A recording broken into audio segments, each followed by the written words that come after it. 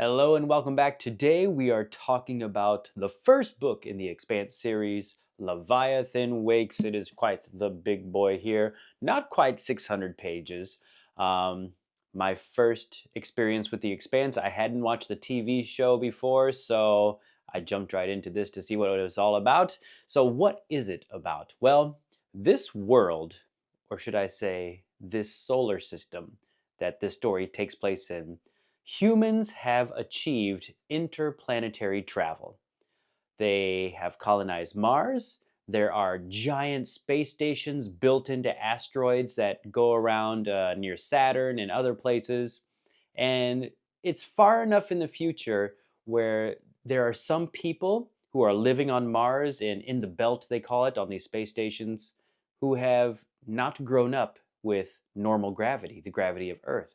So while everyone in our solar system, they're human, some of them have evolved due to the lack of gravity in their life. Of course, there's racism against people from Earth, or you're from Mars, or you're from the belt. So we haven't achieved intergalactic travel, light speed, or anything like that. But it's far enough in the future to where, like I said, there are people who grew up on Mars who don't know what Earth is like at all. And there's people who have grown up on space stations, giant cities. I think one has like 1.5 million people on it. So it's a fully functioning mini planet or just a ginormous space station. So that's the world you live in. When they don't have light speed or anything like that.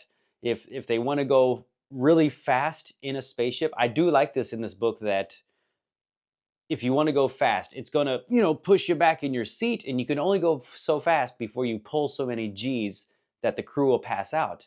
So they have to pump people up with drugs. Hey, we're going to be going past this speed. Your body's going to be feeling this many G's, and your like suit or the chair, it injects you with drugs to be able to survive the higher speeds. So I do like it explains that, because then you think about all these space shows and traveling where they're just zooming and flying around like crazy, and you think, why aren't they like falling out of their chairs? So I don't know. I just thought that was a good addition. But anywho, let's get to the story. What is the actual story about? And this you're going to have to follow me on, because even me, as I was reading it, I had to keep track of what ship was what ship. There is a ship that gets boarded and their crew gets captured. Basically like space pirates, right? They're just taken, boarded, and taken onto another ship. Another crew, sometime later, they're just like a hauling. They work for a hauling company. They haul ice because the people who live out in the belt, they have no water. So there are companies who go out and just get giant chunks of ice off like the debris around Saturn, that kind of stuff. Oh, there's a comet or a dead asteroid, but it has chunks of ice, and they take it to the places like Mars and the belt that don't have water. Anywho, this hauling company, they pick up this distress signal. It's that first ship where that got boarded.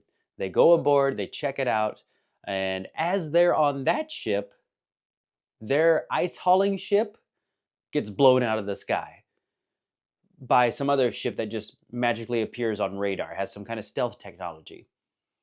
And then these people from the hauling ship get taken aboard this other ship, and while they're on that ship, that one gets boarded and there's a giant fight and they have to escape that one, and that one gets blown up.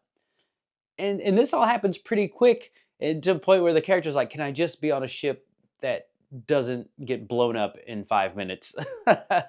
So you have this ship that they find who is boarded by somebody, but then the rescue party who discovers them, who's gonna find out what happened to these people, their ship gets blown up. It's like, who is doing this?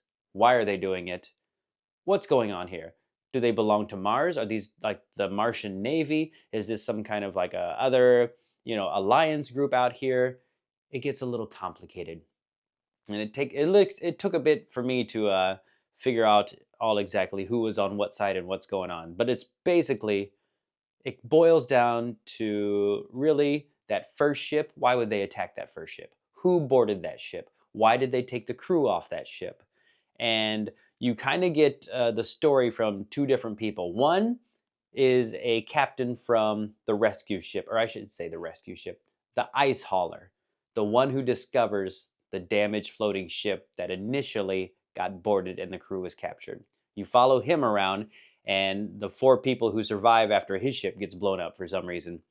You follow him, and you follow a detective who's on one of these space stations. He is tasked with finding this girl. Now, this girl is part of this family, this very, very rich family. They developed some kind of technology for the solar system. So, and instead of just being a rich girl who just went off her parents' money, she wanted to go out and do something. So she went out into space, joined up with who knows what, and the parents want her back. So he starts looking into what's going on with her. But as he's doing that, these ships are getting blown up. The ice hauler, the other ship, and then these people are escaping who think they know who's doing it. So now there starts to be this conflict between people of Mars, the people of the belt, the space stations, and Earth. And it's kind of building up to this big war. But still, we're trying to figure out why. What if you go way back to the beginning, why did this happen? Who is attacking who and for what reason? You have, it seems Earth might be involved with something. Maybe the Martians are being deceivious. We don't know. So it's a little complicated. And honestly, this book, usually I can read a book, even if it's 600 pages, I can read it in a week. This one took me a month because it kept jumping back and forth between this guy Holden, who's out in space trying to piece things together, and Miller, this detective who's trying to piece things together.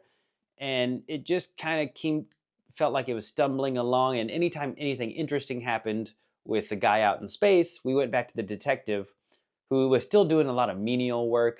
And there's some like relationships between other cops. And you're just like, okay, I don't care. I don't care. And so it took me a long while to really be more interested in reading this book. It was really when that detective and the captain who's been out in space getting blown up here and there, when their paths finally cross. Once their paths finally cross, the book kind of sped up and got more interesting. We weren't jumping back and forth. It was just one line, here we go. So I don't know what to say exactly about this book. I feel like it was a really good story. It was interesting. Maybe it was just, was it the right book at the wrong time for me? Maybe I really wasn't in the mood for this kind of book. I thought I was, but as I was reading, I'm like, I'm just not feeling it. I don't know if it was just me. I didn't connect with any of the characters. Everything felt very on the surface, even though there's a lot of details. And obviously, this world that he's created, this solar system of what's going on and with the past and how this all came together, it's very well put together. It all makes sense. I think maybe it was just me. I just couldn't latch onto it and be like, yeah, okay, okay, let's go, let's go. It was always just like I was reading about things I didn't care about, which is a shame because I kept telling myself, well, this is a good story. This is interesting. I like this. I just don't care about any of the people. Um, so it's up to you if you want to read this. Maybe you watch the TV show and you want to jump into the books. I did see that the second book, while there are some of the same characters, there are some new characters, but the story, as far as what's going on in the solar system, it continues. So what happens at the end of this book, they feel the effects in the next book. At least that's what the back cover has me to believe. So I'll leave it there with no spoilers, and we'll kind of talk about spoilers here in a minute. But do let me know what you thought about this. Is it just me who couldn't connect with anybody? I can connect with people in fantasy books or horror books, and some sci-fi I have trouble with connecting with people. I don't know if it's because they live in such a totally different world, or like it's our universe but it's so different. I don't know, because then how would that explain the fantasy characters I can connect with? So I don't know. You tell me what you think about it down in the comments below. We're going to jump to spoilers, so please like and subscribe if you have not done so already. Read the book, come back for the spoiler section. We'll catch you later. All right, spoilers. Let's talk about this. Oh, what is there to talk about that I haven't already mentioned? I did like the characters. Miller was only annoying just because his story was annoying, and it was taking away from all the exciting stuff going on with Holden and his crew. I thought Holden was he's so jumpy, trigger happy with sending out those messages. He's like, "Oh, look, we saw this. Hey, everybody, look what I found. It says this." You know, a few days later, "Oh, what's that?" "Hey, everybody, look what I found." Was it Miller who was finally like, "Dude, shut up. Stop. Maybe think before you talk. Think about the repercussions. What are people going to do with this information that you don't even know if it's really true? You just saw something and wanted to blab it." So, yeah. Uh, Holden's character, I don't know. Fine, a fine guy. Like I said, I just couldn't connect with him. I didn't really feel anything for who was it, Naomi. Miller, I don't get his whole infatuation with Julie and like seeing her. And I mean, was he just that lonely and depressed that as he dug into her life that he felt like he knew her enough to just, I don't know, maybe he's a little got some wires crossed up there, but I didn't get that the whole time why he was doing that. But it got interesting, like I said, once they finally get together and they show up at, was it the apartment, and they find Julie's body, and you're like, oh crud. Well, what now? Obviously, a lot of craziness after that. Ah, I'm sorry, I just don't know what to say about this. I just kept reading and reading, and I'm like, okay, that's interesting, that's cool, all right. But I just didn't care. Even when they went to that was it Eros with the casino levels and the was it the gas and everybody and they had to come back down and they were trying to escape. Yeah, I just maybe I just have to take a break from this because I've got the next two books. What is it? The somebody's war or somebody's gate or something. I don't know. And I was kind of hoping that maybe the next book would be like a set of new characters, maybe a new story. I guess it is a new story, but reading it still mentions Holden and the proto molecule on Venus, which he's like, I said that as a joke. Don't why do you send it to Venus? Chuck it into the sun. Um, so yeah, I don't know when I'm going to pick up that other book. I guess I really just need to hear from you guys and let me know what you thought about it. Is it just me? Am I just having a bad month or was this the wrong right book at the wrong time? I don't know.